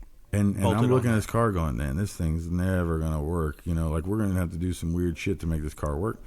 Of course, Monkey's underneath there, and I told him, I was like, look, Monkey's coming to. He just wanted me to come help. He's like, you know, me and Jeffrey are here, we can do it. And I was like, no, fuck that. You've helped us all. Mm-hmm. So we're all leaving. Monkey's gonna come do the chassis shit underneath the car and work on it and make it go down the racetrack and make it go straight. Shawn's gonna come and smoke cigars and fucking sit in a lawn chair and make us all feel stupid. Phantom's gonna post it on social media. Kentucky's gonna drink all the beer. Mm-hmm. He's gonna do his best goddamn job. Like a little mini vacation. And then I'm gonna come and work on the laptop and you know shit on all of Lutz's parts because that's what I do. Well, and he's got big stuff. Goddamn big stuff 3. You know how long it's been since we've had to worry about getting back to the pits in 30 minutes? It's like otherwise you lose all your data. It's like tuning a ping pong machine. You know what I mean? It's like tuning a pinball machine. Like, what the fuck? Where? Yeah. Where's Jesus, the ball? Man. Somebody watch it. Somebody watch it. And with big stuff, people aren't going to understand because they don't tune cars. But like, oh my god, big stuff. It erases the data if you don't download it out of the box in how many minutes? 30 minutes. You erase your data. Gone. Forever. Gone. Well, you can always tell at a big race who has big stuff because they're the people doing 45 through the pits. In the golf cart? In the golf carts, trying to get down. And they got the laptop with them, you know, and they're get out of my way and they're honking and they got the smart car fucking pushing the car through the pits and they're fucking hauling ass. Because they got to get down there and get the data out of if they don't get that data, they're fucked. Yeah. So, and then like to put anything into the big stuff is an act of Congress. You got to watch the ball, man. And then remember my car, you used to have to turn it off and turn it back on. And you got to write a letter and send it out, and then you got to get 2 stamps. Like, it's crazy how much shit you got to do to work with the big stuff. And I used to do it every day with big stuff because I had a lot of people's cars that I fucked with that had big stuff. Yeah, mine, and you was always bitching at me about it. But now, they make a fuel tech. Yeah, and yeah, at the time that you talked me into getting the big stuff, right? I just wanted to get rid of your carburetor. Yeah, that is true. That is true. Because there's only one thing worse than tuning big stuff. Want $6,000 for this big stuff? That's a great deal. There's only Chief kept telling me, "No, I found you one. It's a really good deal." It was $1,600. Yeah, it was pretty cheap. You know, now we learned a lot through that deal. We did. Learned a lot.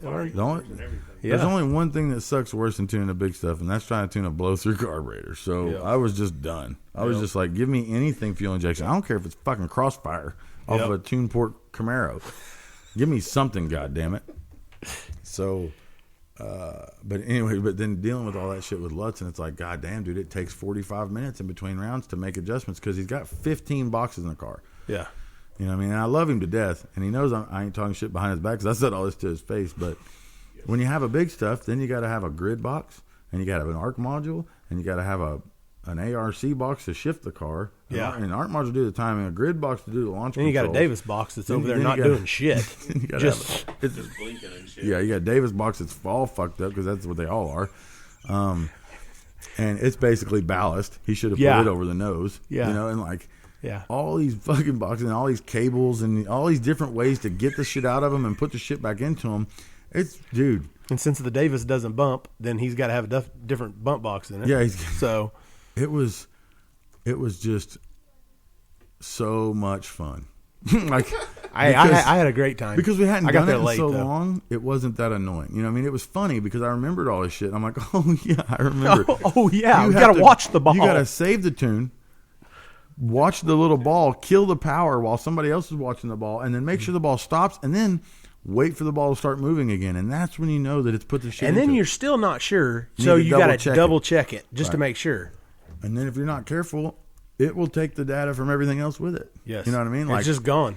So you got a data. race pack deal. You got fucking a grid box, a fucking ARC module. You got ARC box. You got all these different boxes. So how many boxes do you got in your new car? I has one box. One. You hook up to Controls the whole one car. thing in your car. The fuel tech does it all. Everything. It's neat. And you don't even really, I don't even think you have to like do anything with the fuel tech. You just think about it and it puts it in there. It's weird. Yeah. There's been a few times that you could check that next month if you wanted to.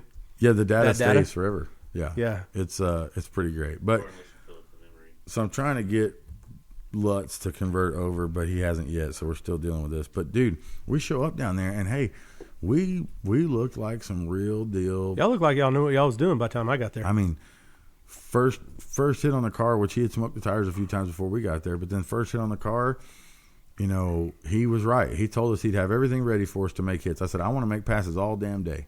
And he said, I'll make sure it's ready. And he was fucking right. He had drinks for us, snacks, Chex Mix.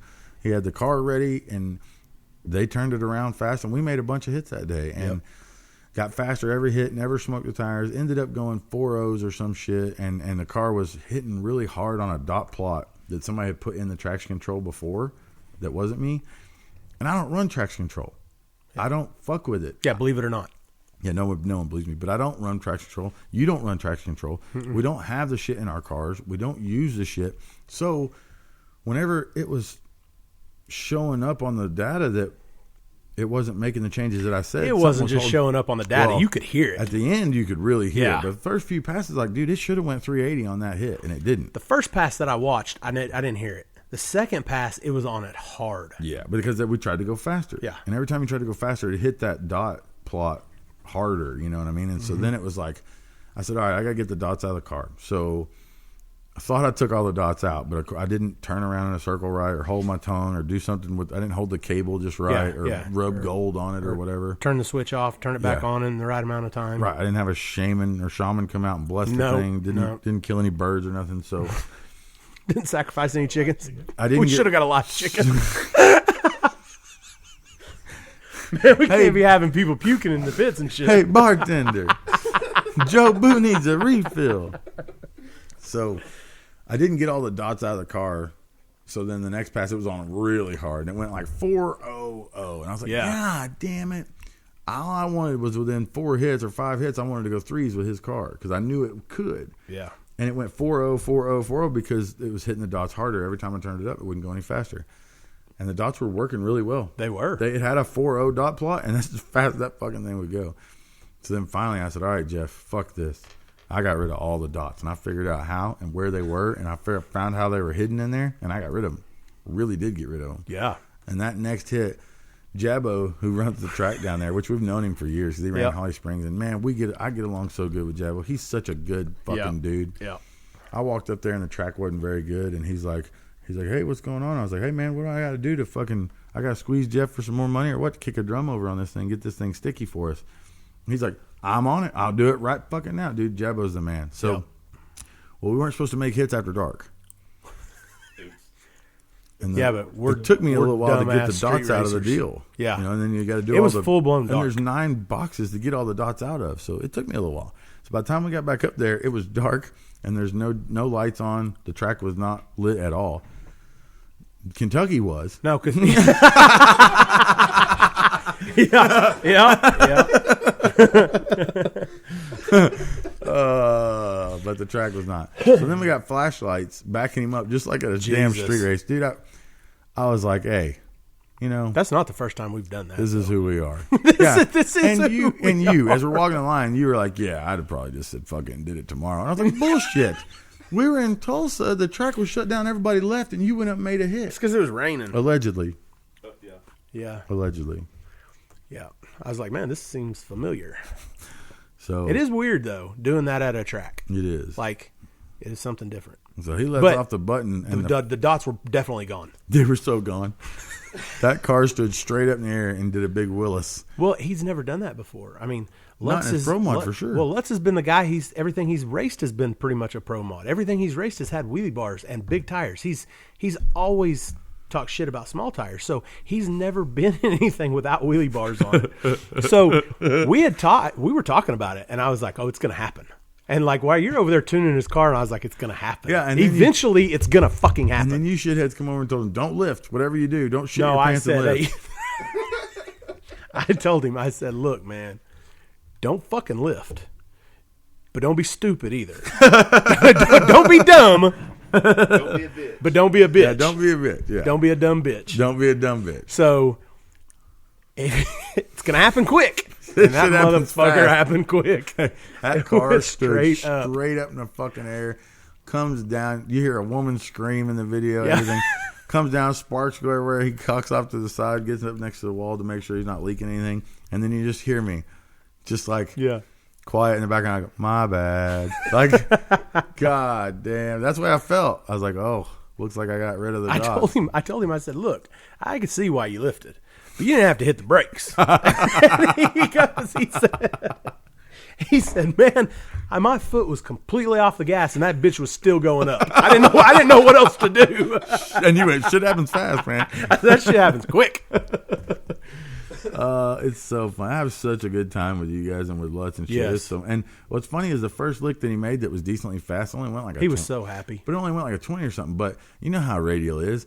You know how, and I didn't want to smoke the tires, so we started off slow. So this first 60 foot was like a 120 or something. We ended up Yeah. going 105, which is Yeah, but very still, respectable. But it pulls hard well, then it pulls extra hard if it 120s because in the middle it pulls real hard. because all that boost comes in so quick. Hey, in the first pass, he fucking. Y'all don't tell him I said this, Okay. I won't tell him, I promise. but as soon as that bitch started to fucking eat, he lifted. He lifted, yeah. And he got back, and I was like, getting the data out of it, shit. And he comes in the trailer, and And he's it's like, tough to lie to your tuner. He comes- I've been trying to do it for years, but I'm not. and it his doesn't ever normal- work I'm out. not his normal tuner. Yeah, but you was the one checking the data. Yeah. So he comes in the trailer, and I got the computer in front of me. He goes, "Hey man,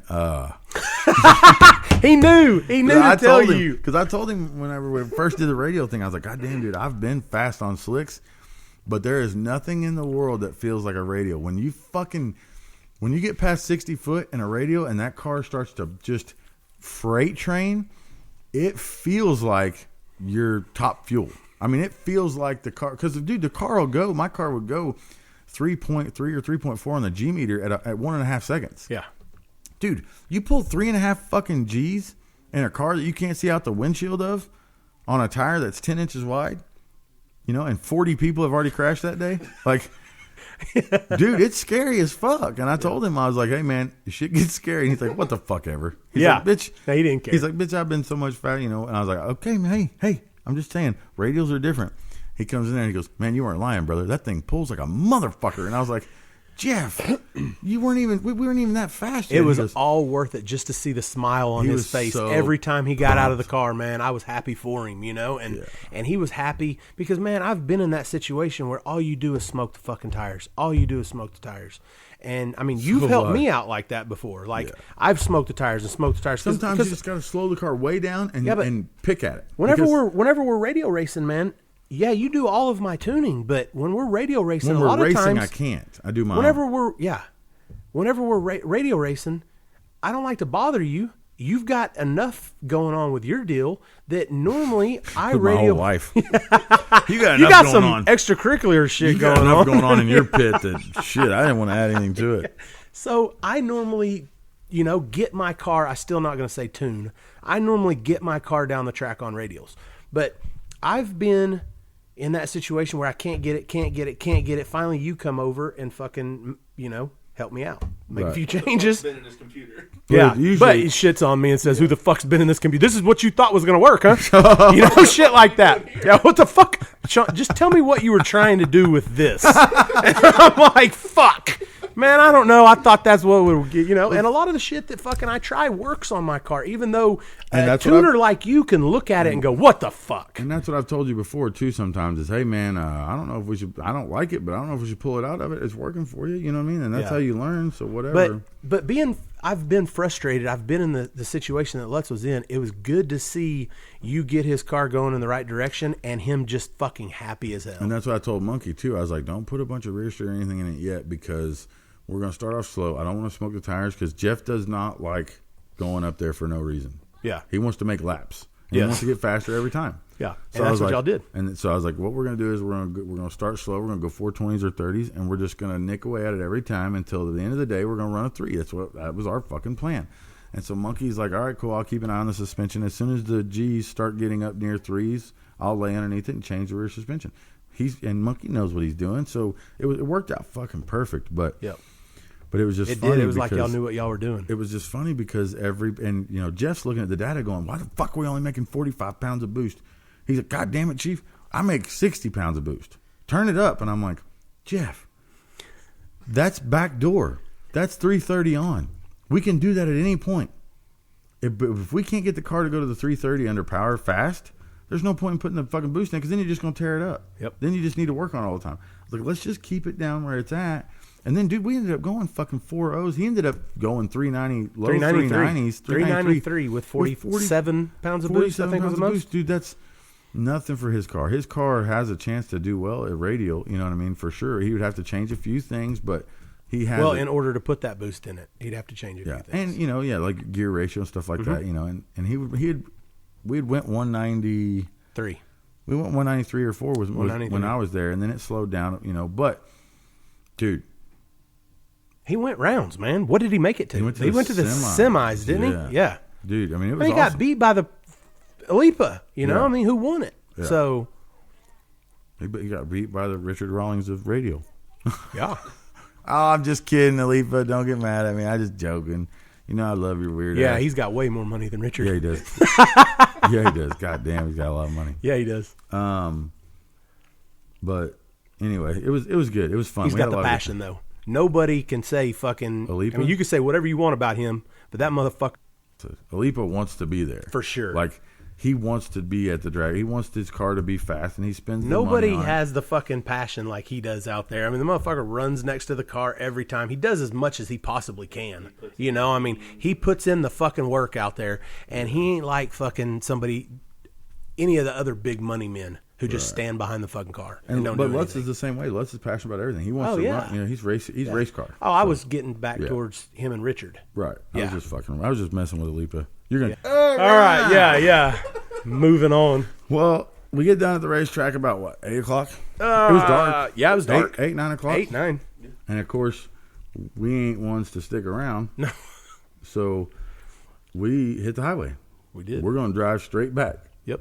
The 7 hours straight back from Memphis. So that's what, 40 some hours by the time it's all said and done with no sleep, no fucking nothing. No sitting down for dinner, no nothing. I slept a little bit. We slept what? Because we left Monday. We left Monday at 3, 2 or 3 o'clock, and we drove all the way down to Travis's. Right. Well, we hit that big ass fucking pothole in Memphis coming across that bridge. Jesus. And luckily, I didn't get out and look at nothing. We just knew that it hit a big pothole.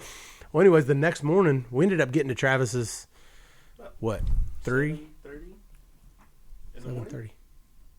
No. We got there. We stayed the night at a motel. Yeah, we got there about what, 2, 3? Oh, yeah. And then we got up at 7:30 the next morning, and we walked outside, and there's a huge knot on my tire, and the rim is broken, on the dually. You sent a picture of it. Yeah. So. And this thing has, It was terrifying. no, it wasn't no little hump. This thing looked like it had a goddamn basketball on its back. No, the girl we're talking about had a goddamn beach ball on her back. We thought you had died. We thought you had died. Yeah, But that it thing- was just, we were lucky that we didn't see it while we were in Memphis. Otherwise, I probably wouldn't have drove the additional 3 hours on that big tire. And that makes you lucky? Yeah, we made it. Sounds like you're lucky you made it. Yeah, that's what I'm saying. Okay. Yeah, that's what's it. Yeah, lucky. So we ended up having to get we actually put 2 new tires on the front, and then we just did about 90 with that rim. Instead of the normal 120 or 30. Yeah, with the the- wheel with is the- broken, though. It is broken. On a dually. On a is. heavy-ass diesel dually, the wheel is broken. It is. And there was only 1 broken after that, but by the time we got home, there was 7 of them that were cracked. Yeah, and we're not talking, not 7 wheels, 7 spokes. 7 spokes We're on that talking wheel. the spokes broken completely through. Yes. How many spokes are on a wheel? I'd say 15. There's probably 14. There's Okay, two so rails, something like half. Yeah, it was moving. You could hear it clicking. Like we Dude, are we you were serious? yeah, we were rolling like slow rolling, and Phantom kept on saying, "Man, I don't know." And I was like, "Roll that fucking window up," because you could hear it like echoing Over off of half stuff. of the spokes were broken. Just that was by the time we got home. That's when we found them broken. Damn. Yeah, we only That's found like crazy. one completely broke through, and then one was cracked. And Before then you could, left. yeah, before we left. But then when you got home, they were all When we broken. got home, 7 of them were broke. So you got to get new wheels. I got new wheels coming, but what am I going to do until then? I had to race this weekend. Yeah, So you just drove it to the race. I did. So With a trailer. yes, With everything you own in it. yes, And the only way to make money in the trailer. yeah. So On a broken wheel. well, I put it in the back to hide it. Well, no, you didn't put it in the back for safety. You put it in the back so nobody could see it. No, I put it no. I had a guy weld them up, and he put so much heat into them that it warped the whole wheel. So I put it back on the front and tried to drive it. There was no driving it. Like 40 mile an hour, it's like throwing me down into the ditch, just damn near jerking the wheel out of my hand. So I was like, this can't happen. You know, I'm gonna have to borrow a truck for the race this weekend, and you know I don't like doing that shit. So I took that wheel off and put it in the inside of the rear dual, and then took one of the back ones off and put it on the front, and it drove like a dream. Like a dream. Like a dream. Never even noticed it. I didn't notice that big beach ball on the tire either, so I don't know. But you put new tires on it. The airbags, you know, I put new tires on it. Well, So now I'm waiting on the new wheels to come in. it's weird because we're, everybody talks about how we're best friends and we're such good friends and all this. Mm-hmm. And you know how like chicks, when they're really good friends with another chick, they somehow everything goes in time.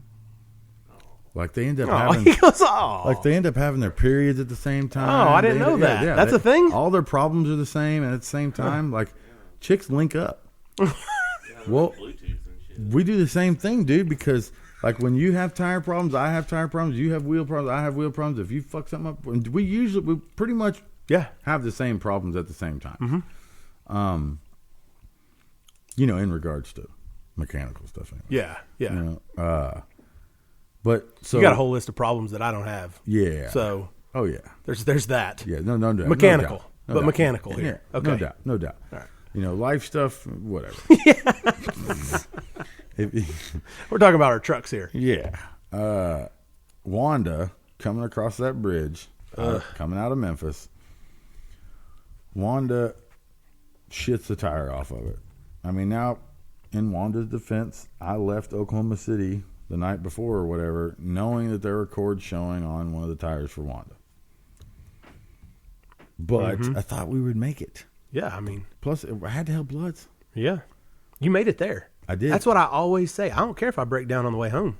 We made Just it let there. me We make it there. Yeah, we got done what we needed to get done. Then on the way home, it shits the tire off of it and just That happened in Memphis? How the Yeah. hell did you make it 3 hours past Memphis? I don't know. What do you mean? Where were we? We was almost to It was about an Little hour- Rock. It was about an hour. we was like 30 minutes from Little Rock. There's no way I wouldn't have made it on fuel. We was I don't about know. 30 minutes from I Little don't- Rock I whenever don't know you where whenever we were. you sent me you dropped me a pin and said this is where you were and Well, you it had a started blowout. pulling. We hit something big on the bridge or whatever and started pulling. And Monkey noticed it, but then fell asleep. And it started pulling. It was pulling a little bit, but hey, That happens sometimes. whatever. Just Yeah. don't do 150. Do 120 or whatever. Yeah. Well, eventually it gave up. Plum gave up. And dude, when it gave out, those wheels were like $9,000 that are on that truck. They were outrageous. And there's only one set of them. Mm-hmm. I had them custom made for Wanda. Mm-hmm. And they told me that I'd probably not be able to get any more anytime soon. So, fuck. They're usually right, too. Yeah, so, but I didn't stop quick enough. So, fuck the rim all Well, how do you this shit. stop quick enough? That tire's only about an inch tall. And you're doing 150. Yes. So, dude, it fucked the rim all up. Well, then I pull over the side of the road and I'm trying to get off the shoulder, but the shoulder was like fucking. Man, it was huge. Regulation shoulder. It was like a full-blown curb. Yeah. Dump off of it, scrape everything underneath the truck, it's just, now it's high centered on the fucking highway. Yeah. And we're somewhere in Arkansas. And it's Banjos It's are what? playing. 1? It's 12? It's night. It's dark. It's 11:30. It's 11:30. It was 'Cause dark, That that's all I Walmart know. closed at 12. I just know it was dark Yep. in more ways than one. So It was dark. Monkey is like, well, what are we gonna do? And I was like, I don't know.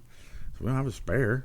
You know, Or the tools I wasn't to gonna fix it. I wasn't gonna buy a spare $2,000 wheel. No. You know, No. Jesus. Why would you do that? I ain't got any tools because I brought my laptop. You know what I mean? It's Wanda. Yeah. I don't ever have to work on Wanda. You don't fucks with mechanical shit. No, I got enough problems.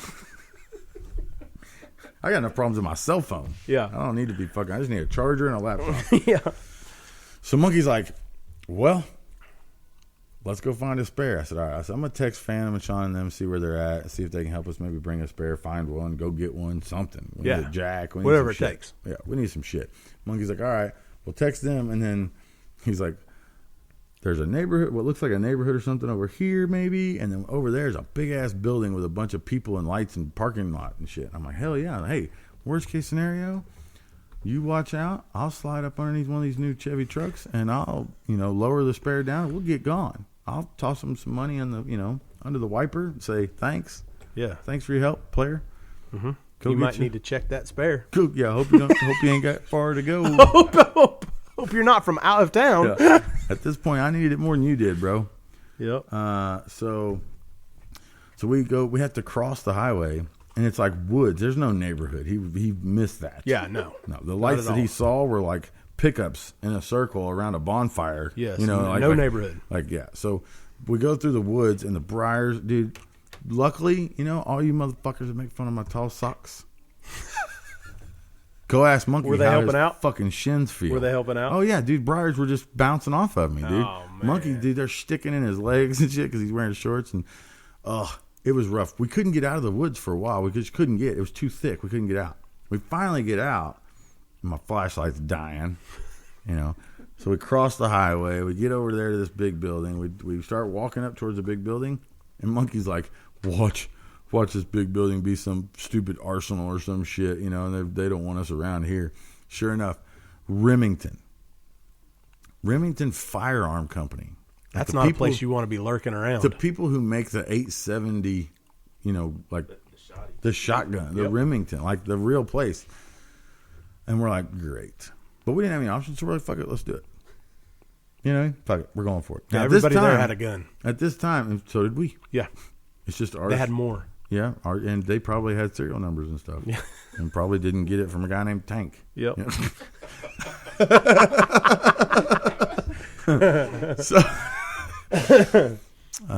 So we're walking up to this place and we're like, damn. Monkey's like, dude, we go in there, we're gonna get in trouble. So I don't care. We gotta have something. And at this time, you guys are out prowling the streets looking for somebody to beat up and take their spare. Yeah. And turns out we're only like 16 miles behind you. Which was great. Worked out perfect. Worked out great. Because normally you'd be way further ahead of me than that. Or I would have went somewhere else. Yeah. A different highway. Yes. To a different location. Yes. Luckily, Monkey was with me. Yeah, exactly. Because I was headed home. You had to. It's like I had a fucking anklet on. Yeah, because a lot of people don't realize, but whenever we leave the fucking track, we disperse. Yeah, we like we don't follow each other. We don't say, "Oh, well, where are you going to stop? What's your mile marker?" Yeah, No. I mean, we don't do that shit. I'll see you when I get there, or I'll see you when we get home. We don't That's travel it, because together. You have different traveling ways. We With do. Different habits. We do. Chief likes to stop and do what he likes to do. I like to stop and do what I like to do, and It's rare. sometimes they're different. It's rare that they're the same. Yes. But when they are the same, we have a damn good time. Yeah. When I get influenced and we do the same shit, we have a good time. Damn right you do. My man. So anyway, we're trying to get in this parking lot. And there's big fences everywhere. We're finna jump this big ass fence, and we see this black Yukon or Tahoe or whatever pulling up. Monkey's like, dude, that guy, he's got one. And the brother that was inside of it looked like, I don't know what he was doing, but he was doing something that mattered because he didn't even look up, almost run our dumbasses over. And he was going to work. Yeah. And he was late. Yeah.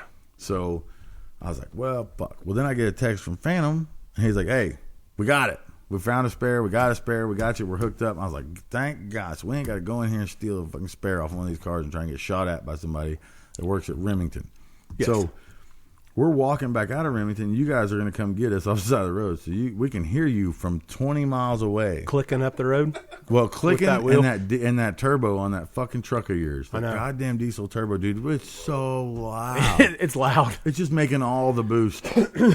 But even when it's not, though. Yeah, no, dude, it sounds like it is. It's coming over the bridge, and I was like, Even at 2 pounds of boost, it's just out of all control. I could see was your like the shine of your lights coming like towards the bridge, and the bridge kind of went up, and so I'm like, he needs to slow the fuck down. He's fixing to go airborne. Like this bitch is going to go into orbit if he hits that bridge at what? Because it sounds like you're doing 1,000 miles And an it's hour. probably not good with that front wheel clicking.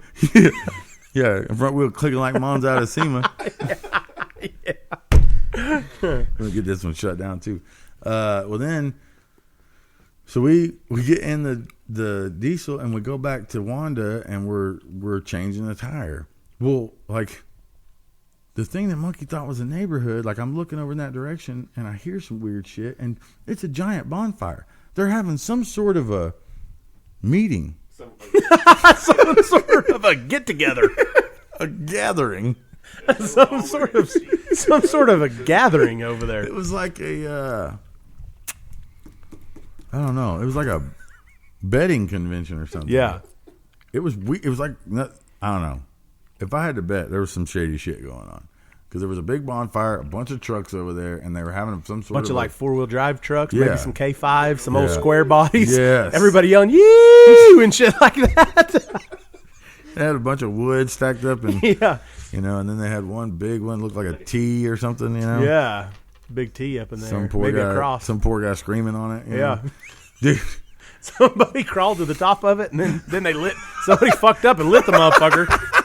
I was pouring gas on everybody. Dude, it was fucked up.